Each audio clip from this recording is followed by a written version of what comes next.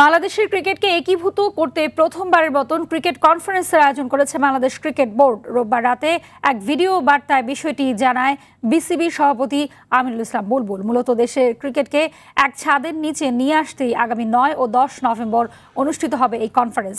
BCB সভাপতি নির্বাচিত হওয়ার আগে এমন আয়োজনের প্রতিশ্রুতি দিয়েছিলেন বুলবুল।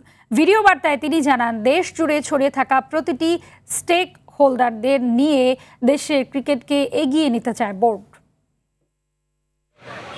বাংলাদেশের 64টা ডিস্ট্রিক্টে ক্রিকেট ছড়িয়ে আছে, 8টা বিভাগে ক্রিকেট ছড়িয়ে আছে এবং সকলকে জানা, বাংলাদেশ ক্রিকেটকে জানা, আমাদের প্রত্যেকটা স্টেক হোল্ডার, যেমন ক্রিকেটের জেলার ক্রিকেট প্রেসিডেন্ট, জেলার ক্রীড়া অফিসার, জেলার ক্রিকেট কোচ, জেলার একজন নারী উদ্যোক্তা, আমরা সকলকে এক ছাদের নিচে এনে আমরা জানতে চাইবো বাংলাদেশ ক্রিকেটের কী দরকার।